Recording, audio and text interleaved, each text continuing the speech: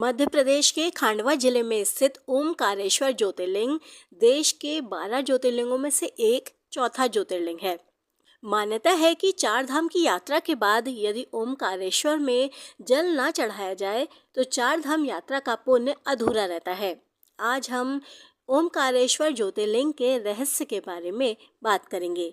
नमस्कार, स्वागत है आपका आपके चैनल ज्योतिष मार्ग पर। अगर आपने अभी तक चैनल को सब्सक्राइब नहीं किया है तो प्लीज़ सब्सक्राइब कर लीजिए। ओमकारेश्वर ज्योतिर्लिंग नर्मदा नदी के किनारे ओमकार पर्वत पर स्थित ज्योतिर्लिंग है। यह 12 ज्योतिर्लिंगों में से चौथा ज्योतिर्लिंग है। यहाँ भोलेनाथ स्वयंभू रूप में प्रकट हुए हैं, इसीलिए यह ज्योतिर्लिंग का आकार अनगढ़ है। एक मान्यता यह भी है कि भोलेनाथ दिन में चाहे कहीं पर भी विचरण करें, लेकिन रात्रि में वे विश्राम करने ओमकारेश्वर ही आते हैं। इसीलिए यहाँ की शयन आरती का खास महत्व है। ओमकारेश्वर में भगवान के विश्राम के लिए झूला, पालना और चौपड़ और पासे भी बिछाए जाते हैं। कहा जाता है कि भोलेनाथ का विश्राम ओमकारेश्वर में है। फिर भगवान सुबह 3 बजे निकलकर महाकालेश्वर जाते हैं, वहाँ स्नान करते हैं, इसीलिए वहाँ की भस्म आरती प्रसिद्ध है। ओमकारेश्वर ज्योतिर्लिंग के तट से छूकर नर्मदा नदी बह रही है।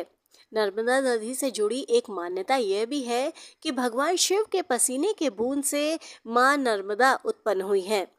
अन्य नदियाँ उत्तर दक्षिण, दक्षिण उत्तर की ओर बहती हैं, जबकि नर्मदा उदय से अस्त यानी पूर्व से पश्चिम की ओर बहती हैं।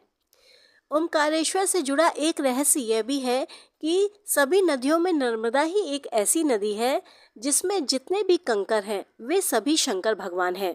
नर्मदा पुराण में कहा गया है, नर्मदा जल के स्पर्श होने से जो शिवलिंग बनता है उसे सीधे ले जाकर आप घर पर पूजा कर सकते हैं, क्योंकि नर्मदा जल से वे स्वयं प्राण प्रतिष्ठित हो जाते हैं।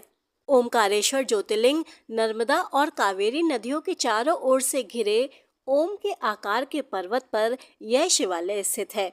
ओमकारेश्वर में भगवान शिव नदी के दोनों तट पर स्थित हैं। महादेव को यहाँ पर ममलेश्वर व अमलेश्वर के रूप में पूजा जाता है। ओमकारेश्वर मंदिर नर्मदा नदी के दाहिने तट पर है, जबकि बाएं तट पर मलमेश्वर जी हैं। मान्यता है कि राजा मानधाता की तपस्या से प्रसन्न होकर यहाँ पर ओमकारेश्वर जी प्रकट हुए थे। राजा मानधाता ने ओमकार पर्वत पर तपस्या की थी। उनकी तपस्या से प्रसन्न होकर ब्रह्मा, विष्णु, महेश तीनों इस शिवलिंग में प्रकट हुए हैं। प्राचीन काल से ही यहाँ एक अखंड दीप जल रहा है। इस दीपक में 3 बातियां जल रही हैं, जो ब्रह्मा, विष्णु, महेश के प्रतीक हैं। यहाँ भगवान शिव 33 करोड़ देवताओं के साथ विराजमान है। महाशिवरात्रि के अवसर पर इस मंदिर में शिव भक्तों की भारी भीड़ दर्शन और पूजा के लिए उमड़ती है। इसीलिए महाशिवरात्रि के अवसर पर भगवान शिव का यह ज्योतिर्लिंग 24 घंटे दर्शन के लिए खुला रहता है।